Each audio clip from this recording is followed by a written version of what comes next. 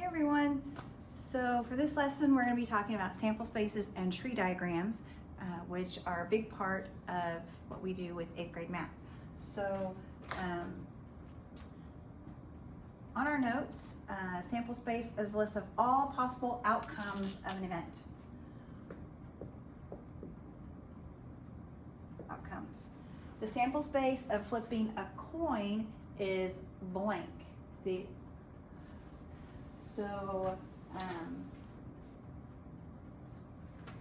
So the outcomes that you get when you flip a coin is that you can either get heads or tails.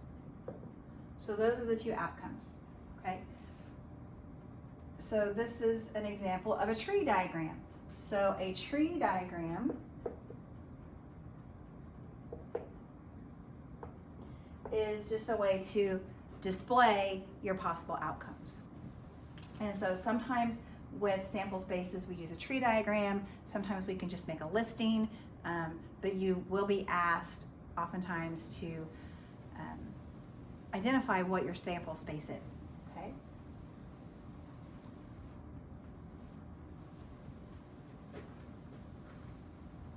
All right, and so these are the vocabulary. Sample space, a set of all possible outcomes, and tree diagram, just some examples of what the tree diagram can look at that represents your sample space. The nice thing about the tree diagram is that it helps us make sure we're getting all of those outcomes included in our list. So, all right, so at Leelander High School, students can take Spanish, Latin, or French for a language credit, and choir, theater, or dance for a fine arts credit. What are the possible outcomes? How many total outcomes are possible? So we're gonna do a sample space to list the possible outcomes. So we have Spanish, and with Spanish, you can take choir, and you can take theater, and dance. So you have 3 possibles that way. You can take French, let's do Latin. Sorry, I skipped over Latin. You can take Latin and choir, Latin and theater, and Latin and dance. Can't read my handwriting. And you can have French and choir, and French and theater, and French and dance. Okay, so this is our sample space because these are all the possible outcomes that can be chosen. And so how many total possible outcomes are there? 3, 6, 9. So there are 9 total possible outcomes.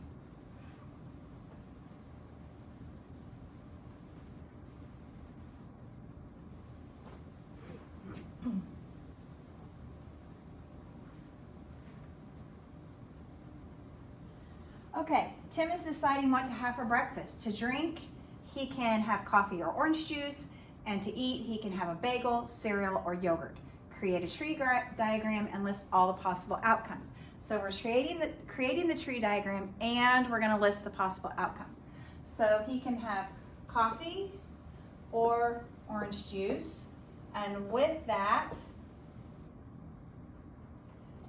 he can have a bagel, cereal, or yogurt. And I'm abbreviating those. If you want to write those words out, you can do that. And so we can choose orange juice and a bagel, cereal, or yogurt. So then you list out your possible outcomes. So it's cereal and a bagel. It's coffee. It's coffee and a bagel. It's coffee and cereal, and it's coffee and yogurt. Or it's OJ and a bagel, OJ and cereal, or OJ and yogurt. So these are the possible outcomes, and so there are 6. So we have our tree diagram, which helps us list our possible outcomes.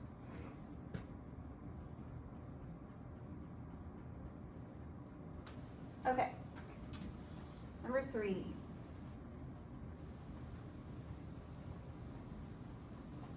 Joe is shopping for a car. It comes in red, blue, or silver. He can choose between a 2-door or a 4-door version and a manual or automatic transmission. Create a tree diagram to show the sample space and determine how many total outcomes are possible. Okay, so let's start with the color. So we can do red, blue, or silver. And then we can do a 2-door or 4-door. 2-door, 4-door for each. 2-door, 4-door. 2-door, 4-door. And then we can choose manual or automatic. So then we have manual or automatic. We have manual or automatic. Manual, automatic. Manual, automatic. Manual, automatic. So here's our tree diagram that represents all our possible outcomes. So like we could have red, 4-door with manual. Okay, so we have 1, 2, 3, 4, 5, 6, 7, 8, 9, 10, 11, 12. So we have 12 possible outcomes of the varieties of the types of car that Joe could pick.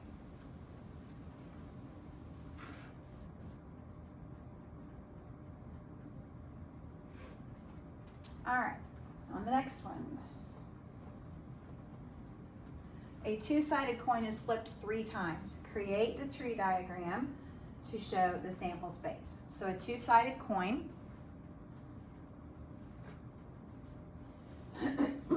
And it's flipped 3 times. So our outcomes are heads or tails, okay?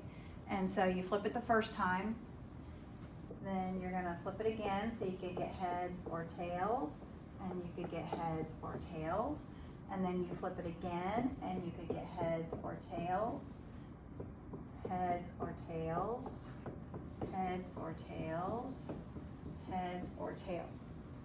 Okay, so that represents our tree diagram for our 2-sided coin that's flipped 3 times. First time is this row, second time is this row, and this row is the 3rd time.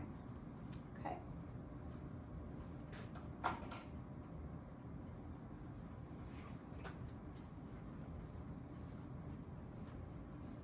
All right, an ice cream shop sells vanilla, chocolate, and cookies and cream ice cream. Customers can choose from a waffle or sugar cone and either hot fudge or caramel topping. Create a tree diagram to show the sample space. So we have vanilla, chocolate, and cookies and cream. So that's our first choice. The second choice is waffle or sugar cone. So we have waffle or sugar cone for each. Waffle, sugar cone, waffle, sugar cone. And then with each of those, you have the choice of hot fudge or caramel. So hot fudge or caramel, hot fudge or caramel, hot fudge, caramel, hot fudge, caramel.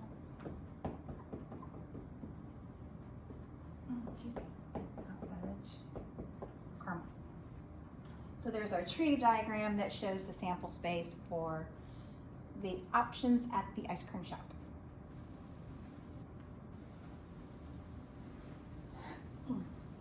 Okay, and our last one.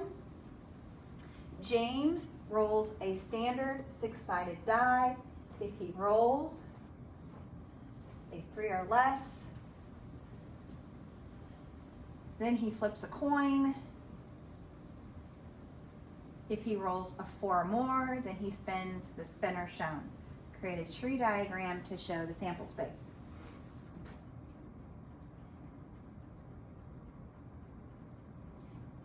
Okay, so we have a 6-sided die. So 1, 2, 3, 4, 5, 6. These are our outcomes just from rolling the die. So when he rolls a 3 or less, he flips the coin. So when you flip the coin, you get heads or tails. So our options there are heads or tails, heads or tails, heads or tails. So if he gets the 4 or higher, then he's going to spin. So on that, we have red, blue, pink, and gray. Red, blue, pink, and gray. Red, blue, pink, and gray. And that's what that tree diagram would look like. So then you have an assignment to work on. Please be sure to reach out if you need help.